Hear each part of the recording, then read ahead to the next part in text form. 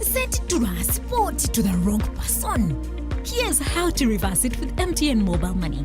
Dial *165#. Select My Account. Select Initiate Reversal. You will see your last 3 transactions. Select the transaction you want to reverse. Enter your mobile money PIN and you'll get an SMS confirmation that the transaction has been blocked from being withdrawn. And that's it. Please note, only transactions that haven't been withdrawn can be reversed.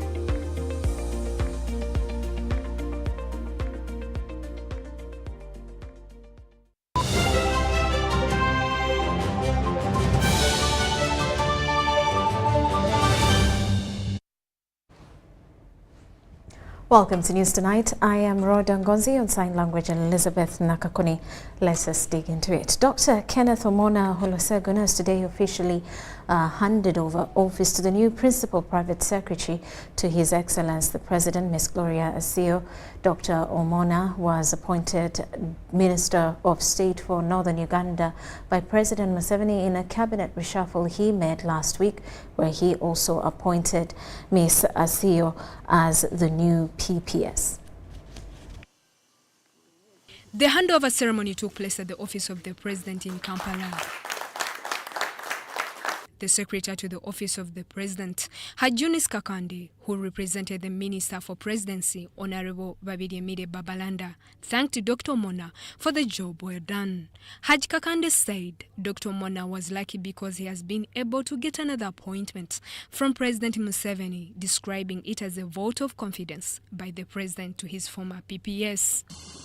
I would like also to congratulate Dr. Mona for the elevation he has got to become a minister. From a level of a permanent secretary to a level of a minister, and having worked closely with the president, that means that he has faith and trust in you.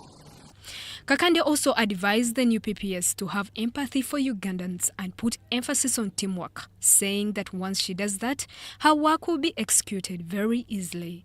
You'll find many groups, those one who are even peasants, want to associate with him.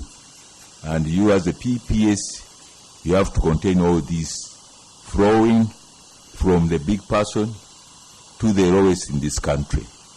And apparently the president who happens to know everybody in this country, wherever he goes, he knows people he finds there. So I also urge you that treat those people who knows him there, as Madame said, that have empathy. You have empathy on them and building a very strong teamwork, then I don't see you failing in the State House. The head of public service and secretary to cabinet, Ms. Lucy Nachobe, commended Dr. Mona for his unwavering dedication, commitment, and exemplary service to His Excellency the President. My warmest congratulations to him upon the milestone that he has just achieved of being appointed a minister in this government. I pray that the good Lord continues to guide you in your new assignment, Doctor. In that same vein, I want to take this opportunity to thank the President for appreciating your work and elevating you to that position. The State House Comptroller, Ms. Jane Bareche, also thanked Dr. Mona for his dedicated service to the President and Uganda as a whole and assured the new PPS of support to continuously improve State House and deliver on their mission. Welcome to State House. You will find a good team of hardworking men and women who will be that will be loyal to you and help you to deliver results. We are excited that you are here and we look forward to working with you. We know that you bring in new skills, new experiences, and a fresh perspective to this office that will benefit the President and all of us. On her part, Ms. Omaswa thanked God and President Museveni for giving her an opportunity to serve Uganda through her new appointment. Thank the President of our nation, His Excellency, for giving me the opportunity to serve this country and to move it forward. Dr. Mona also thanked President Museveni for giving him an opportunity to serve him for the last 4 years as the PPS. I pledge to continue being your ambassador out there, and I want to pledge to continue working with you. Justin Nakami, UBC News. And the former leader of opposition in Parliament, Mathias Mpuuga, has revealed that the National Unity Platform Party lacks internal mechanism for conflict resolution. Mpuuga's remarks follow a month-long streak of allegations against him by the NUP party involving illicit money. Mpuuga, among others, claims nepotism in NUP, vowing to institutional reforms to strengthen the party. Last week, UBC engaged different political analysts who questioned the codes of behavior of political parties in Uganda. As Dan Mugoya reports, MP Mpuuga has reiterated his position. I beg your pardon, let's take a look at this report. After close to a month, the Nyendo Mukungwe Member of Parliament, Mathias Mpuuga, has yet made a public appearance to respond to the allegations of gross abuse of public funds, which has put his image in the public eye. I believe there is no amount of disagreement that cannot be resolved with commitment and goodwill. Mpuuga was last hosted on a local radio station where he responded to the claims, which were as a result of a disguised parliament exhibition. I affirm the fact that I confess no wrongdoing, whether in law or a mentally common sense. Mpuuga claims the motives of the allegations are limited to defaming him for political security and waters down the use of social media to provide financial accountability. In the current circumstances, it's not difficult to tell that the objective was never on accountability. Mpuuga says the public has failed to take their eyes off the claims despite the illegalities used to front the matter. Our ambitions must run away from individuals to managing, running and buttressing the organization. MP Mpuuga admitted to have shared funds under a dubbed service reward, but faulted the National Unity Party for the poor handling of the matter, which, according to Mpuuga, exposes the capacity of NUP to effect solutions to political and social challenges the country is facing. We must regain public confidence as NUP and as the opposition, trust and demonstrate that we are worthy the people's support. Mpuuga, who has vowed not to leave the NUP party, wants to institute internal party reforms, which he claims will make NUP party a credible and competent government in waiting. This, according to Mpuuga, will help to formulate internal mechanisms for conflict resolution. By the end of the planned NUP reform process that I have pledged, arbitrary, opportunist and deviant work methods, lack of internal conflict resolution mechanisms, nepotism, corruption, greed and abuse of office, including extortion and blackmail, will be a thing of the past. Last week, several political analysts who talked to UBC shared the challenges of lack of formulated principles which can be sanctioned to address political corruption among institutions in Uganda. This has to be changed.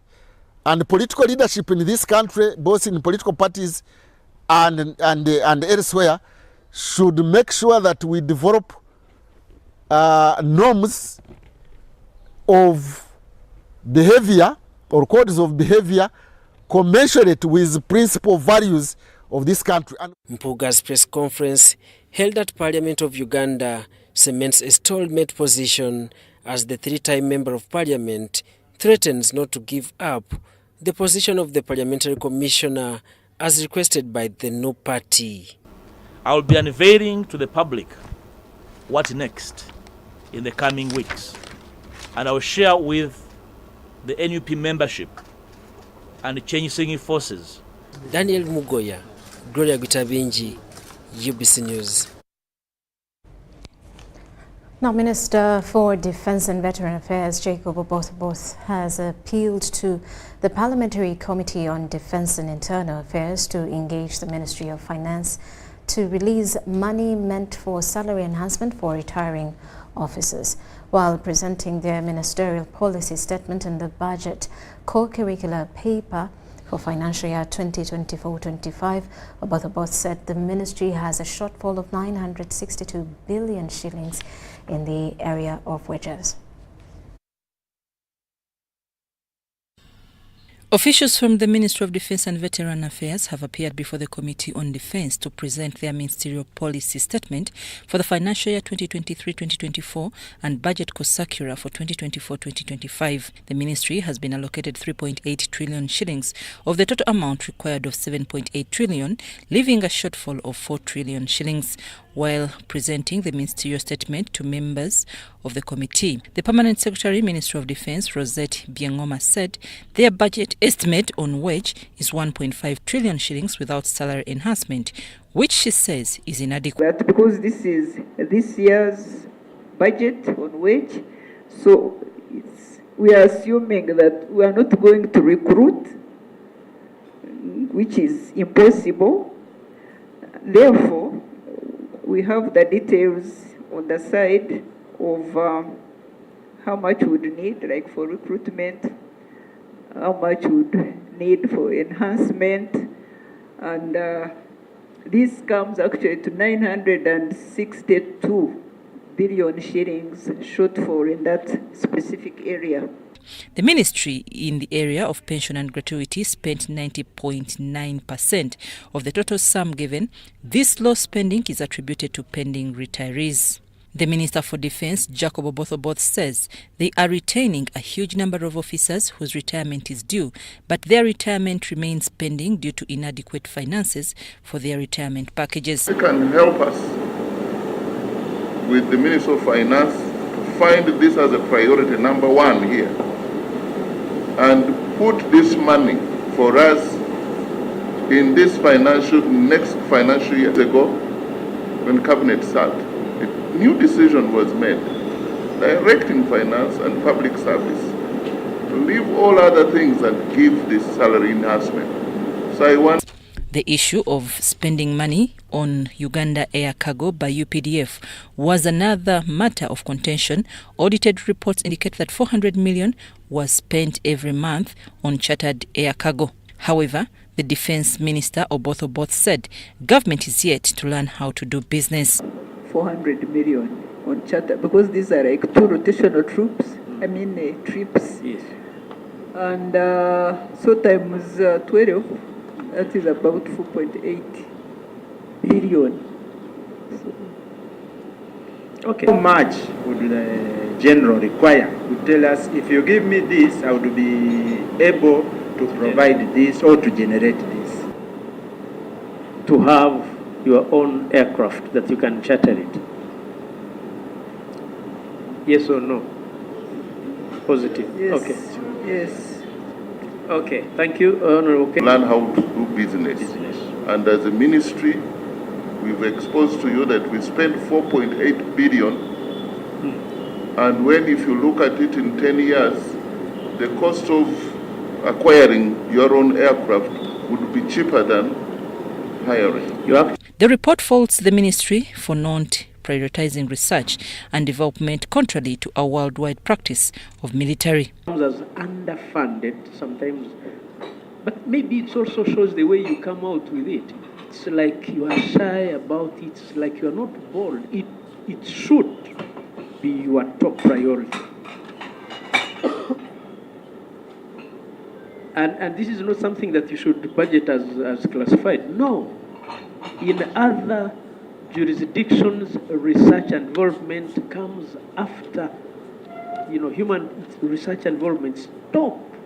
Ministry is coming up with a policy. I think we're doing firefighting, but now we discovered that we have to develop a policy on research and development. And this, when it's completed, we shall be more institutionalized. Another area of concern was the constant allocation of 54 billion shillings to Air Force.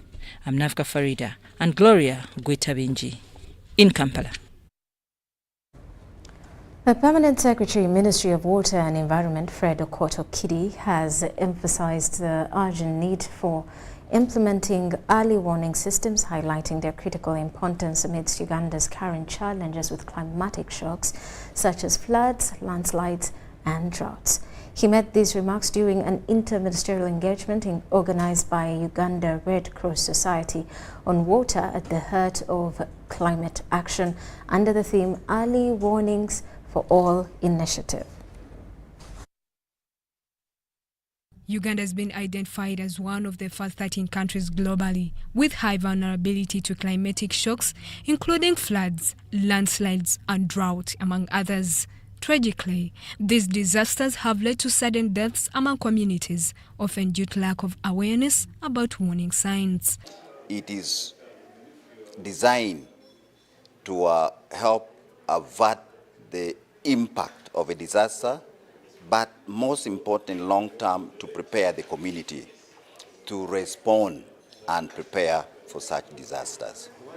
Early Warning Signs for All is a groundbreaking initiative aimed at ensuring that everyone on Earth is protected from hazardous weather, water, or climate events through life-saving early warning systems by the end of 2027. With human-induced climate change leading to more extreme weather conditions, say the Permanent Secretary, Ministry of Water and Environment, Alfred Okot-Okidi, the need for early warning systems is more crucial than ever. So things like floods, drought, landslides, the extreme heat, we are really exposed as a country. So the purpose of the early warning system is therefore to cushion us. In terms of the response time to a disaster, we should be able to have a system that tells the people in the disaster-prone area, for example, floods, if you look at the mountainous areas or the shores of and the river banks of lakes and rivers, that, hey, there's a problem, move to a safer place. In 2022, the United Nations Secretary General Antonio Guterres called for a global effort to ensure that early warning systems protect everyone globally by 2027. However, financial support remains a major limitation towards disseminating these early warning systems across the country. As the PS mentioned, some of these equipment are very expensive, and needs a lot of government input and development partners. The government has put in a lot, acquisition of weather radars. Already we have 3, and as you may be aware already, they are very expensive to maintain, and yet they are very important. Chagaba Grace, a project manager for the Water at the Heart of Climate Action Program in the Uganda Red Cross Authority, calls for more transboundary collaborations in the fight against climate change. If we have water levels building up in Uganda, that means the situation downstream is likely to be worse. So that collaboration helps to strengthen the preparedness component that will reduce the effects on lives, livelihoods, and property. This development marks a significant step towards mitigating the impact of climatic shocks and safeguarding communities against their devastating consequences. Justin Nakami, UBC News. Meanwhile, state and non-state actors are joining efforts against aflatoxin in food and animal feed. Aflatoxin is a major concern because it is a threat to human health. It causes liver cancer, but also affects the kidneys.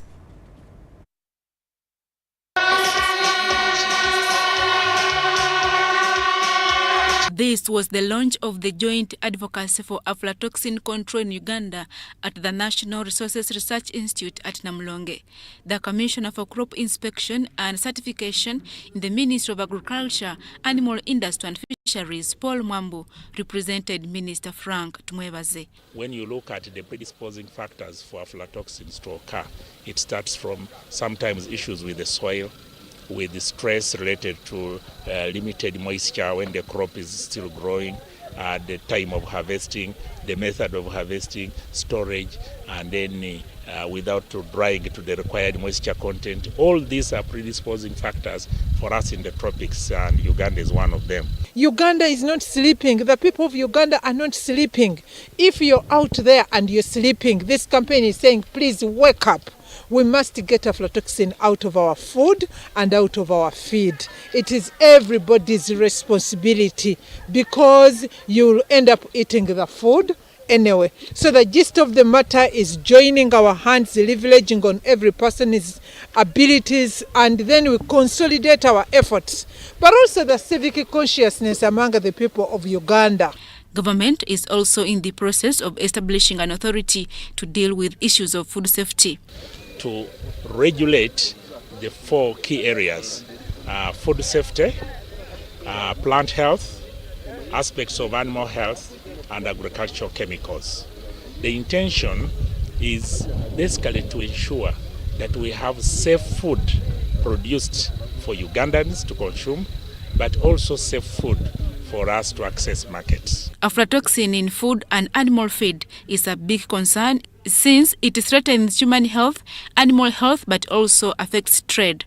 We cannot trade with contaminated foods. That means we can't be competitive. Our vision and mission will never be achieved because we stand for competitiveness. Yes, the industry self-regulation. So it's there are some kind of rules and guidelines that will help people maintain the quality of the grain, and even right from production up to marketing. That is even all the processes of handling grain, which is processing, milling. All those are included in the scheme. Aflatoxins are toxic compounds produced by certain molds. Adia Nakute, UBC. Former Uganda Road Fund Executive Director has been elected the new Paramount Chief of Lango. Engineer Dr. Michael Moses Odongo Kune will take over office officially in November this year as the current Paramount Chief retires from service.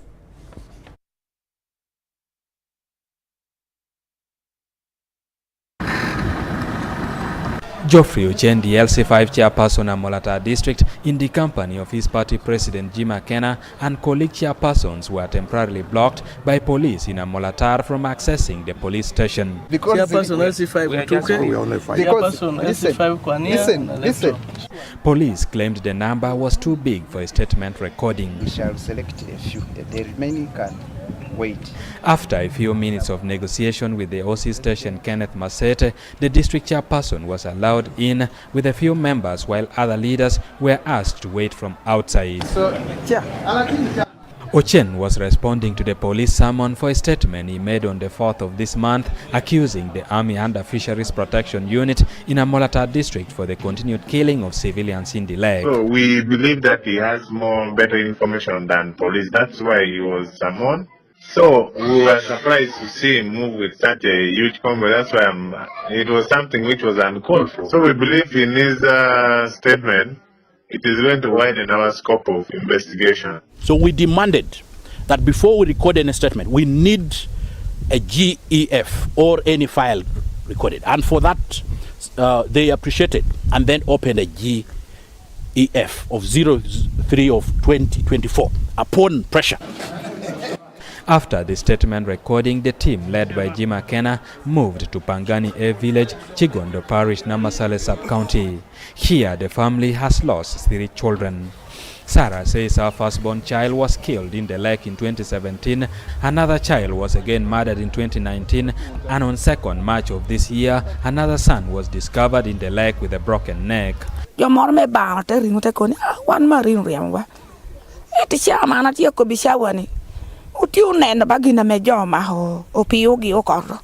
Opio to be noir do we gin kucha we chankole kite do yede me ba jede do bodo burnam ni ario te do be noir like a gang a medo kana medo unehye uno jo tor muroka uno jo tor bade kor. Sarah's husband was also arrested and jailed, leaving her with the 7 children to take care. So in retaliation, the mob killed the UPDF informer. So the police arrested the father of the late, that he was part of the plan. Why didn't he chase the people who gathered from his home and left for 5 kilometers to look for UPDF informant? So this was very unfortunate. The man is in custody and yet is innocent. He was not part of anything. Should be released unconditionally. If our government is for the people, it should be released unconditionally. Why should you keep the father who has lost 3 children and you leave the killers moving free? Why should you do this one? Are we fair? Do we have justice in this country? According to the district, at least 36 have lost their lives in the operation carried out in the lake. Uchien says majority of people are suffering quietly because of fear and harassment by the security. It is like a state of war where the FPU has declared war against the people of Amalatar. Should it amount to killing? Should our people be killed? Should they be tortured? Should our girls be raped? Can we get answers? Can we get sustainable alternatives to enforcing legal fishing other than killing? All of us who come near fishing communities, we've come across it. People have been brutalized, people have been tormented, others have lost their lives. So as leaders, we have to step up and ensure that the future of the communities around the lakes is protected. Yes, sir. Namasale sub-county chairperson wants God to dry up the lake for bloodshed to stop in the sub-county. Hongu says he has lost 17 people in the sub-county. Allow me to inform you that it is like a punishment to us, people of Amorata. And right now we are going to organize another meeting which will encompass all the leaders within the region. We come and talk about this. These are not political issues. These are what we were elected to do. Eddie Olwa, UBC News. Chambugo University has taken over Kaida Teachers College in the ongoing repurposing process of the primary teachers colleges in Uganda. Chambugo will start with the education program in the new location that targets West Nile region in grooming education professionals. Bushy environment with the natural sounds of insects and birds welcome visitors to one of the former glorious primary teachers colleges in West Nile, Paida PTC. Established in 1992, it's now 2 years from 2022 that Paida PTC has had no students due to the repurposing process of phasing out PTCs in Uganda. It has now been taken over by Chambugo University. Chambugo University. In fact, when you took time to respond, we got worried. And in fact, my commissioner was so excited when he received the information that Chambugo is now ready. The move has brought a new crown for Paida PTC that will benefit people of West Nile and Uganda as a whole. For me as chairman, Board of Governors and fellow Board of Governors members, today we are relieved and can go back and sit. So there's a lot of facility here that I believe you'll make proper use of. The Alur Kingdom is requesting the university to provide scholarships to the locals as a benefit to the kingdom and the use of a scholarship as a tool in the fight against school dropout. His Royal Majesty actually is welcoming this at university for one major reason. It is within our Kerala's strategic plan of promoting education right from the infantry to the last point. So you have just simply finished this mission. Our drop-up rate is very high from P6. And there's nobody to inspire and say, I made it up to this level and in this native place. We gave the land, now we're asking that, can we have beneficiaries in terms of scholarship, and fully funded scholarship, by the way. That these people who are scholarship here should not be only a number as mentioned. Actually, as a kingdom, we asked for 10. Of the 10, we wanted the 10 girls. Paida PTC sits on 80.9 hectares of land in Paida Town Council, a piece of land that also accommodates Paida Demonstration Primary School. The institution has been faced with the challenges of land disputes from the local community, with some of the cases being in courts of law.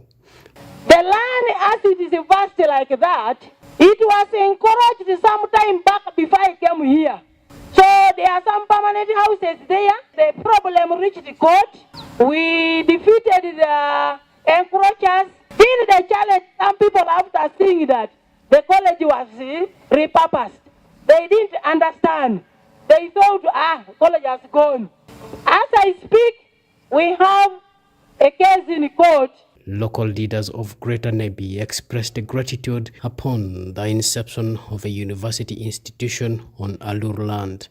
We are very, very, very happy to grab this kind of opportunity. Is that I pledge our community members to remain calm. For Zombo district, this is the food basket of northern Uganda. We would like to see courses like agriculture and other practical courses, such that the university can be a blessing to all of us. Vice Chancellor of Chambogo University, Professor Dr. Eli Katunguka, confirmed that education program will be the first program for the Paida to start with. So we hope to begin with educational programs. And I'm sure the people who are training will need the demonstration school for school practice. So I can say that that school is going to remain part of this establishment. And you talked of in-service programs. That's our thinking, that could be the beginning. Joseph Fodama, UBC News. The late former Speaker of Uganda's 11th Parliament, Jacob Oulanyah, will be honored by President Museveni at the 2024 Mentorship Award ceremony, slated for the 28th of March this week at State House Entebbe. President Museveni will on March 28, 2024 at State House Entebbe host the Mentorship Award ceremony for this year, recognizing the late Speaker of Parliament and 20 individuals who have contributed significantly to Uganda's development. So societies grow when there is a collective ethic. So an ethic is a code of conduct. It's principles, it's a set of values that we all agree on, no matter who, where, what. Mentorship is building that sense of collectiveness. I call it an ethic because that's the only way you can have an unsaid code that keeps a society working even in the middle of disagreements. While announcing the award ceremony at this press conference, the importance of leadership instilled with integrity and principled conduct was upheld. And I think that is what this is about. Modeling the right behavior for the youth of Africa in the 21st century. Nations are built on the dreams of the young people. All these people now who we are saying must leave, they must go away, they were once young, fiery people. You know, you have 27 rifles, but with a million dreams. Present at this presser were Norbert Mao, the Minister of Justice and Constitutional Affairs, Ofono Opondo, the Executive Director at Uganda Media Center, and Andrew Oulanyah, Omoro County Member of Parliament, who is also the late Jacob Oulanyah's son, among other dignitaries. One is that he was a sucker for prosecution. He did not care about the end. The things of the end justified the means didn't apply to him. He wanted to do the right thing, the right way, at the right time. He did not want that, I've done it, how did you do it? What guided that decision? This year's celebration will revolve around the life and impact of Jacob Oulanyah, the late Speaker of the 11th Parliament to Uganda's public sector.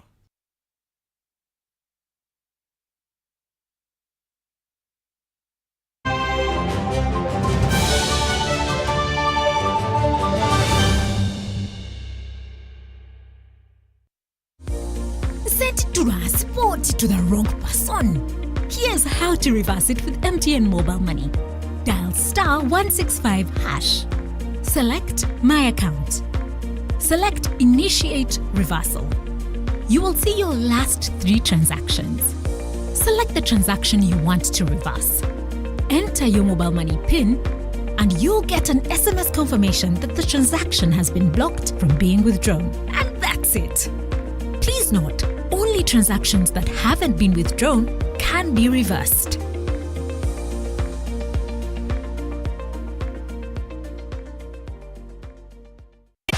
Have you packed more with Harbour jelly and Harbour soap? Yes, we packed. It will protect your skin from skin rashes. More with pack. It is a new improved more with Harbour jelly. So soft and smooth. It is a more with Harbour jelly. Tell me, kids, the scent. Any irritations? No more rashes and irritations. Movit Harbour Jelly and Harbour Soap is rich in natural herbs for a smooth and glowing skin. Movit all day confidence. The government of Uganda and the Uganda Bureau of Statistics is calling upon all stakeholders such as the chief administrative officers, city mayors, resident city commissioners, city clerks, city and division councillors, wards and LC chairpersons, as well as the residents and business communities to cooperate with the UBOS field teams as we embark on advanced preparations to conduct the National Population and Housing Census on the 10th of May 2024. The census will be a 10-day exercise to obtain statistical data and information that will be used for planning and policy formulation, including information on 1. How many we are, 2. Where we are, 3. How we are living, 4. What we own, and 5. Where we access services from. The Uganda Bureau of Statistics has now started listing of households and mapping in the 11 cities of Arua, Fort Portal, Gulu, Hoima, Jinja, Lira, Mbale, Masaka, Mbarara, Soroti, and in the Greater Kampala comprising of Kampala, Wakiso, and Mukono districts. For more information, please call 0755 342 128 or 0773 342 128. This message is brought to you by the Executive Director and Census Commissioner, Uganda Bureau of Statistics. Census 2024. It matters to be counted. Are you planning or in the process of traveling abroad for work? Using irregular channels to find and travel for work abroad often seems cheaper and faster, but you risk being trafficked, mistreated, or forced to do work you did not agree to. Using proper channels is safer, offers more protection, and better access to support services when problems arise. Do not be deceived. Choose the proper channels. Always verify all information before traveling abroad for work by contacting the Ministry of Gender, Labour and Social Development, your local district labour office or DSOS office. You can also visit EEMIS website on eemis.nglsd.go.ug. This message is brought to you by the International Labour Organization with support from the Government of Switzerland.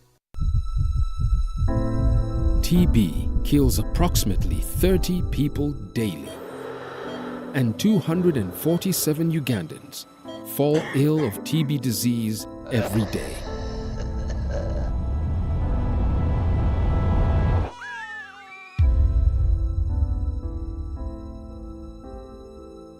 TB has killed dreams and families.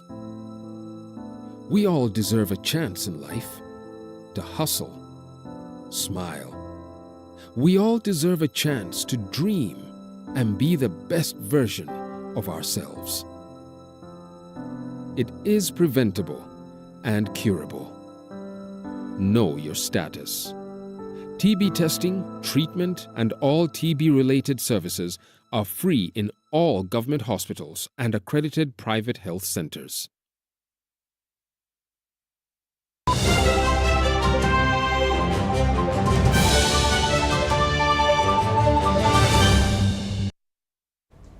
Welcome back. You're still watching News Tonight. Uganda has rolled out global capacity building program in 8 special health priorities to enhance efficiency.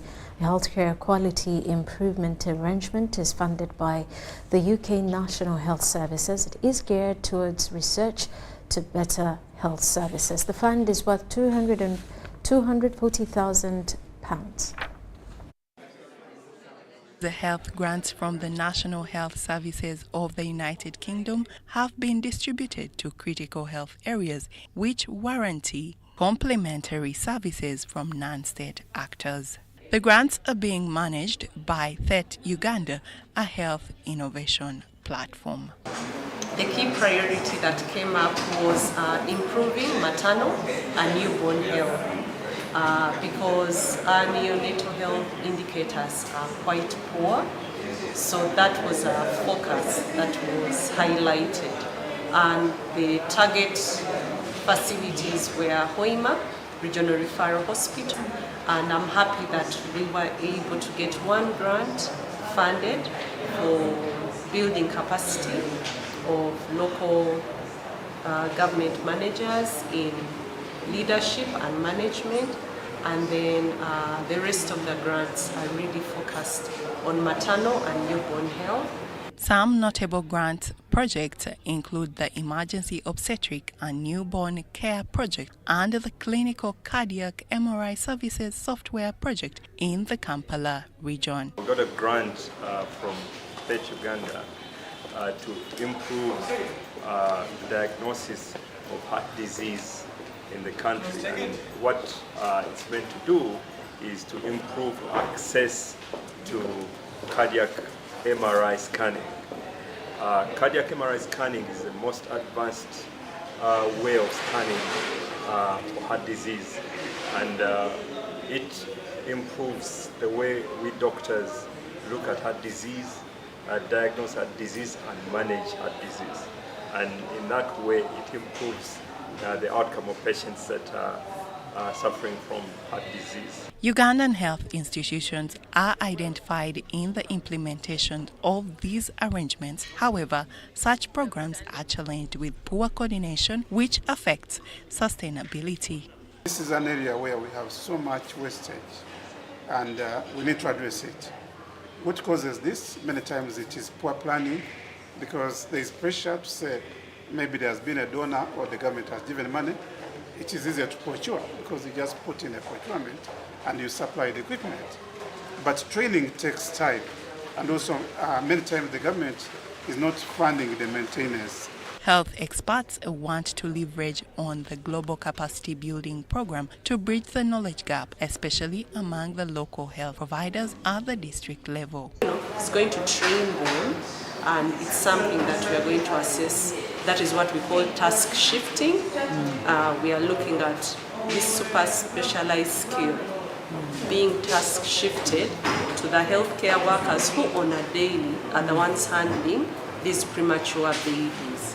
And so this project is going to assess and see if this is feasible. Is it doable or not doable on a small scale? The tune of £240,000 is divided into 8 grants, basically to sensitize, build capacity of Uganda health experts to respond to the dynamic health environment coupled with uncertainties of epidemics and pandemics.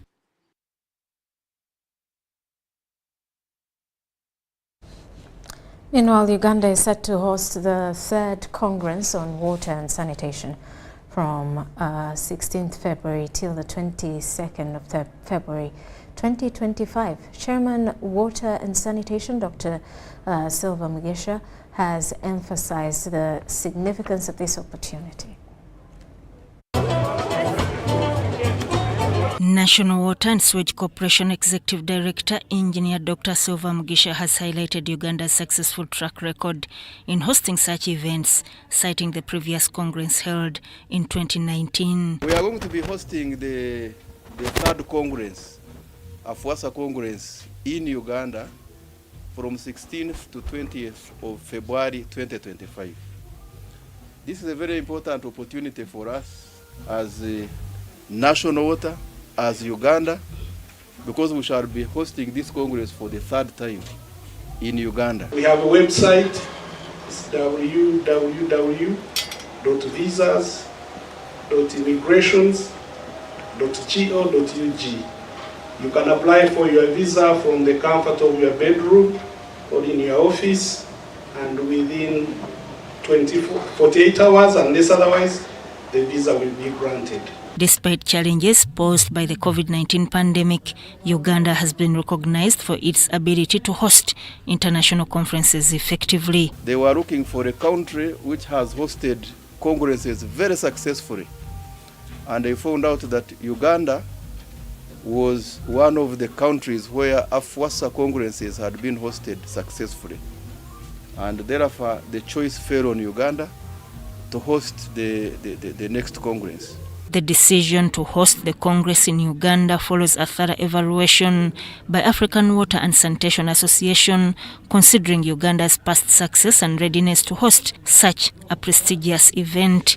Dr. Mugisha expressed optimism about the economic benefits the Congress will bring to Uganda, including increased tourism and investment opportunities. He also addressed the importance of water and sanitation, emphasizing their essential role in preserving humanity and boosting national productivity. Benefits on the side of tourism, we shall also benefit as a country on the side of those who might take interest in investing in this country. Minister of Water and Environment Sam Cheptoris called upon leaders to prioritize the allocation of resources to the water and sanitation sector, pledging support from Parliament to advocate for increased funding. He emphasized the need for collaboration and knowledge sharing to achieve Sustainable Development Goal 6 on clean water and sanitation. I'm sure that bringing together experts to share knowledge, experiences, and new breakthroughs during the Congress will provide the necessary impetus to accelerate attainment of SDG 6 and also ensuring a secure future for Africa. The Congress is to run under the theme Sanitation for the Future for Africa, aims to address the pressing challenges in the water and sanitation sector across the continent. It will provide a platform for experts to share knowledge, experiences, and innovative solutions to accelerate access to safe water and sanitation services. Sudat Kaye and Mike Bakabulindi, UBC News.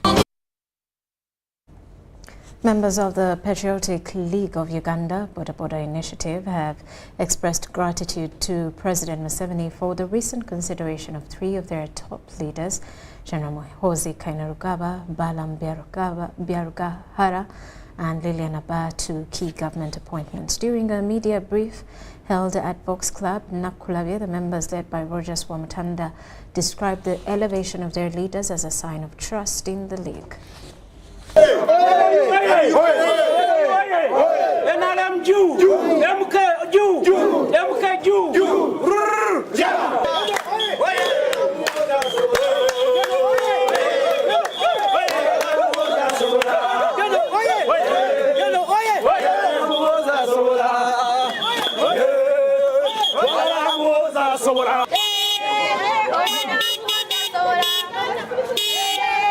I'd like to send our sincere appreciation to His Excellency General Yoweri Kaguta Museveni for having recognized our team as PRU, being the hardy working team, being that now he has appointed our supreme leader, General Yoweri Kaguta, General Muhoozi Kainerugaba, to be the CDF. So meaning he's the commander of UPDF, oye! You know, oye! MK, oye! So now, I would like to call each and every Boda Boda rider to come and join us as Boda Boda initiative. Sincerely speaking, we are doing a great job. Commander is now the CDF. That means a lot to us. Amen. And our Commander Balam is now the youth minister. That also means a lot to us.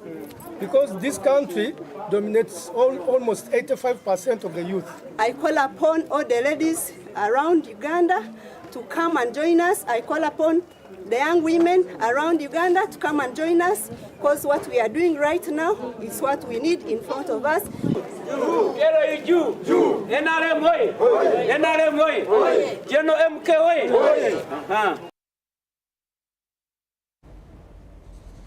And in his fiscal research, Galza Ijukwe, the Chief Executive Officer of Leigo, Uganda, Germany, emphasized the importance of borrowing with a purpose that adds value. Speaking during the handover ceremony of checks, of checks to the winners of Back to School campaign in Kololo, Ijukwe cautioned borrowers against unnecessary expenses or consumption-driven loans, citing their contribution to rising default rates and lending risks in Uganda. The Chief Executive Officer of Leigo, Uganda, Germany, Giles Ijukwe, emphasized the pivotal role of education in empowerment.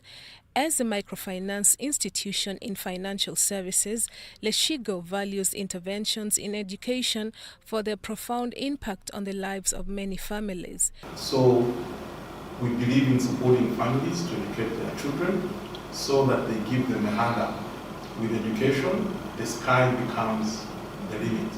Giles Ijukwe, who was speaking from Leigo's head offices for Uganda in Kololo, handed over checks and cash to the lucky winners across the 4 regions of its operation under the campaign Let's Go Back to School. The campaign targeted borrowers utilizing funds from the education portfolio for purposes such as tuition and scholastic requirements. So our customers will encourage you to always ask. There's nothing wrong in asking for help. There's nothing wrong in seeking financial advice and getting financial literacy. It helps you to make your decisions very wisely. Ijukwe applauded the clients for their responsible borrowing, which contributes to the building of a financially secure future. Borrow for a purpose that moves your family, that moves your business from point A to point Z.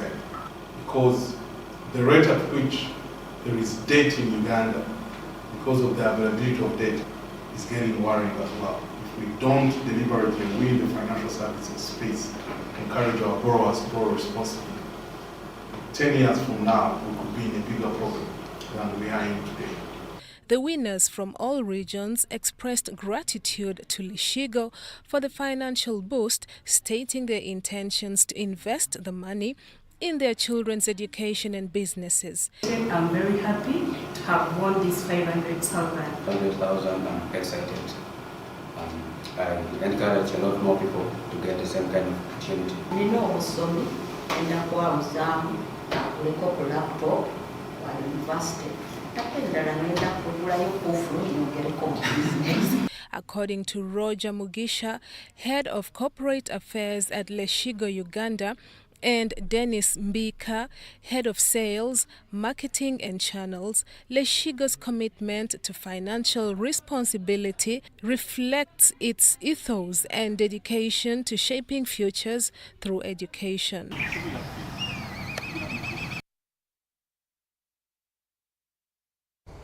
And Pastor Caleb Mbabali has held a Thanksgiving service at Bukema Adventist Secondary School, where he thanked God after Senior 6 students passed their exams.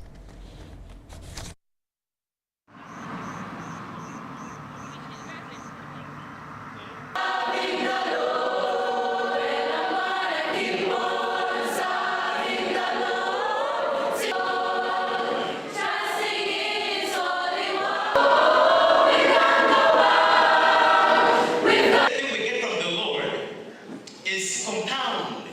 It has everything.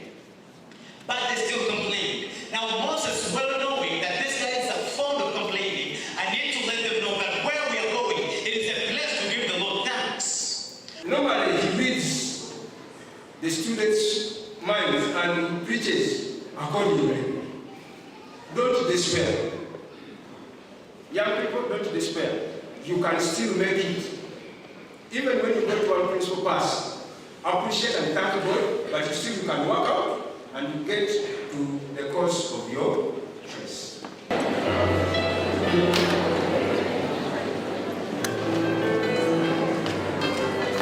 It's easy. Wherever I find them, I'll talk about our issues as private schools. This is what I don't want. I'll talk about it as young as. Here, the students performed so well, the senior six performed so well. I urge them, whoever will get 20 points will have 1 million from Mama Rueiro as an award. Best student who got 19 points. I'm here to thank the Lord for making me pass through it and making it to this point.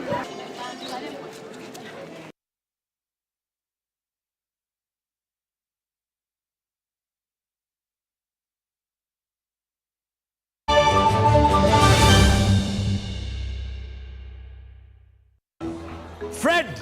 Osmosis. Freddy!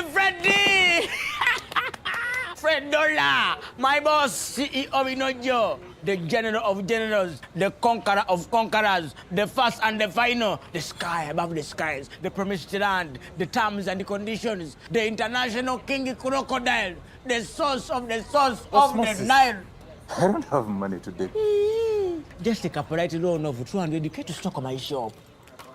The signs and symptoms of success. The bank commander, not the bank teller. Why hustle for a loan when you've got MTN Momo? We're sorting it. Use the Momo app or dial *165*5# for all quick loans. Choose from the different loan options from our partners and get one that works for you. Together, we're unstoppable.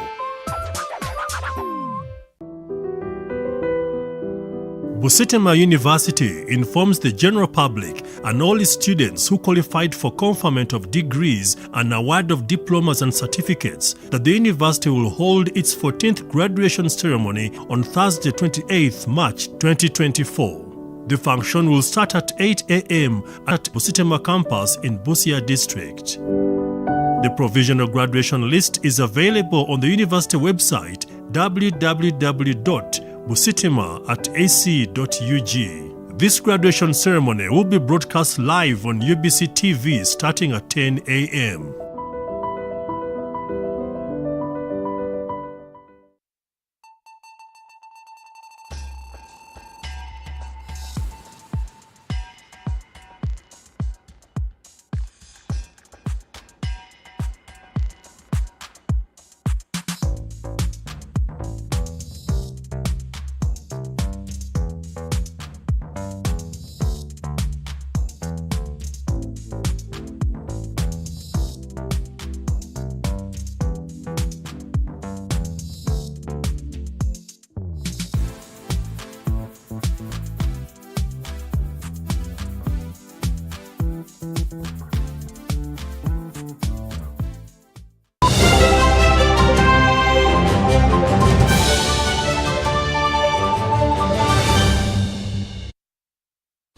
And now in business, MTN Uganda, through its mobile money Momo platform, has rewarded traders at Kalere Market who have embraced the cashless Momo Pay to transact business.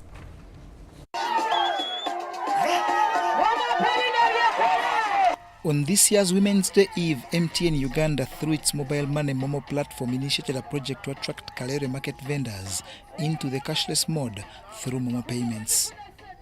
The promise was for rewarding those with the highest number of customers that use Momo to transact business. People, the ladies of Kalere are in Women's Day celebration. We are celebrating Women's Day in time. We promised them 3 weeks, and 3 weeks here we are getting winners. Madame Jane here sells chips and chicken. She has made it using Momo Pay. We are encouraging all customers to please use Momo Pay when you come to shop. It has made life easy for Jane. It's going to make life easy for you. We are moving around, MTN and Ericsson. We are coming to you. We are making life easier. Pay better with Momo Pay. Pay the easier way with Momo Pay. Mwe sorting neloniza Momo Pay. Mubereba wangu zinga jen. And now, almost 3 weeks later, Eastern Eid el-Fitr celebrations have come a little early for those that embrace the Momo payment mode.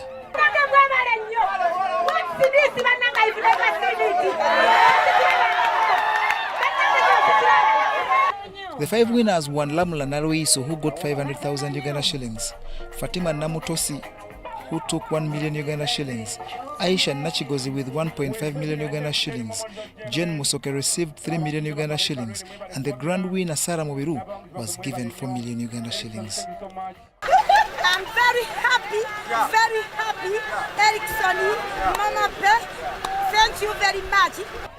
This project of attracting people to the cashless flow is spearheaded by MTN in partnership with Ericsson.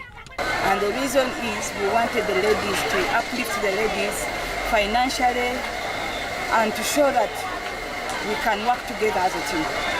The promise is to spread this promotion countrywide with hope that the public realizes that cashless is the way to go.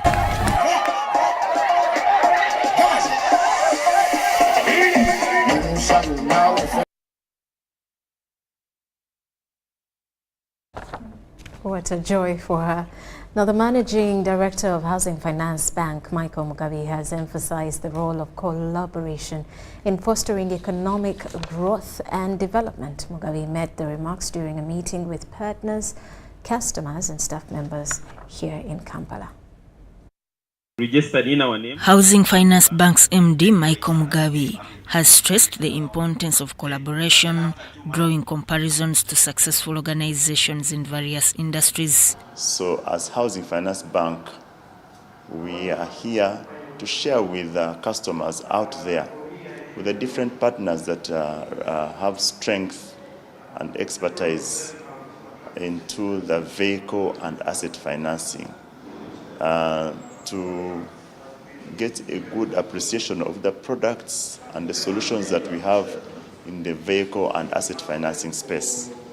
And to that end, we've shared quite a number of solutions that we are doing, but also inviting them to know and appreciate that in the vehicle and asset financing space, the meeting called for the automotive and aviation sectors, highlighting how cooperation among different entities leads to the functioning of complex systems. You can see a lot of collaboration.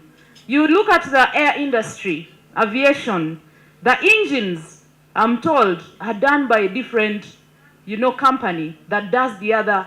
But what is interesting is that all these things are done within time and assembled, and we have a product.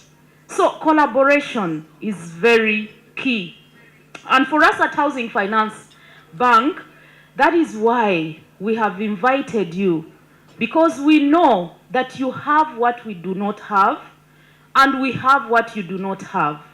Collaboration allows organizations to leverage diverse skills and resources, enhancing efficiency, serving customers better, and contributing to economic growth. We also use the opportunity to share with them the aspect of the new technology, the eco-friendly technology that are climate-friendly or that are eco-friendly. And as Housing Finance Bank, again, we commit to fostering that growth. The bank's contribution to economic growth, supporting commercial activities and initiatives aims at improving productivity and livelihoods. Sudat Kaye, UBC News.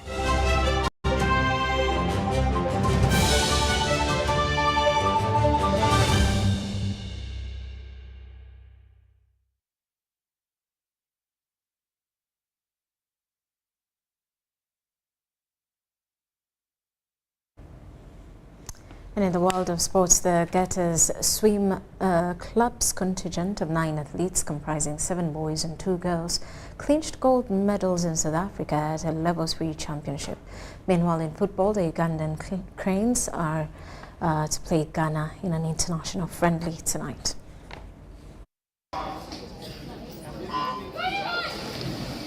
The Level 3 South Africa Swimming Championships are annual competitions held at the beginning of every year, for developing young swimmers. Representing Uganda, the Geta Swim Club fielded 9 swimmers, 7 boys and 2 girls who secured gold medals in their respective races.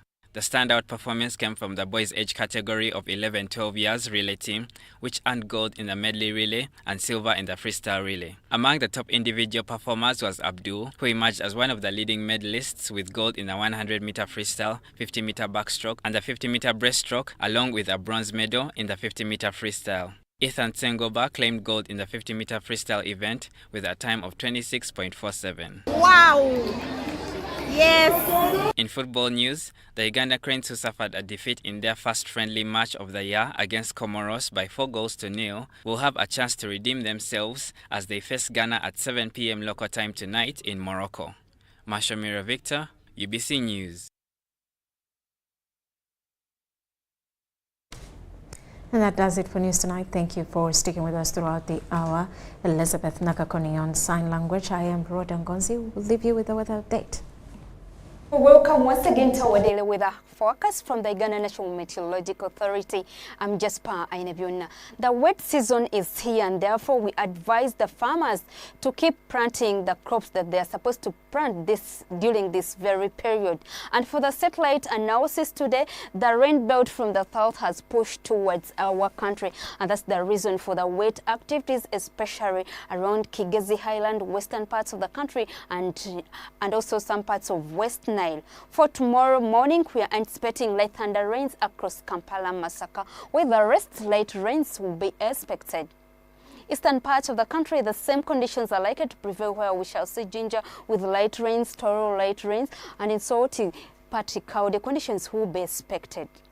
As we cross to western parts of the country in the morning, these conditions will be the same, where you are likely to have light rains. And northern parts of the country, we still have the same weather conditions, where light rains are likely to persist, apart from Kitugum, Kotido, where sunny conditions will be expected. Afternoon sessions, we are likely to have light rains across Kampala with a high of 28 degrees Celsius, while in Masaka, light thunder rains are expected with a high of 28 degrees Celsius, as well as Nakasongola, light thunder rains will be expected with a high of 29 degrees Celsius. For the eastern parts of the country, light thunder rains will be expected across Jinja with a high of 29 degrees Celsius, and Toro, the same conditions to prevail, apart from Soti, where light rains will be expected with a high of 32 degrees Celsius. For the western parts of the country in the afternoon, we are forecasting light thunder rains to dominate the entire region, and temperatures are likely to be around 25 degrees Celsius across Kigezi Highland, while in Kasese 31 degrees Celsius and in Masindi 21 degrees Celsius. Northern parts of the country, light thunder rains will be expected the entire region, and temperatures are likely to be around 32 degrees Celsius across Lila, while Guru 32, the same conditions, and in Kitugum light rains, as well as in Kotido light rains will be expected with a high of 33 degrees Celsius. Across the globe, we are anticipating sunny intervals, especially around Kyle with a high of 32 degrees Celsius, and for Dubai, sunny intervals will be expected with a high of 25 degrees Celsius, while London, Patikau, the conditions will be expected with a high of 11 degrees Celsius. Thank you so much for your attention. For more information, our website is always open. Good evening.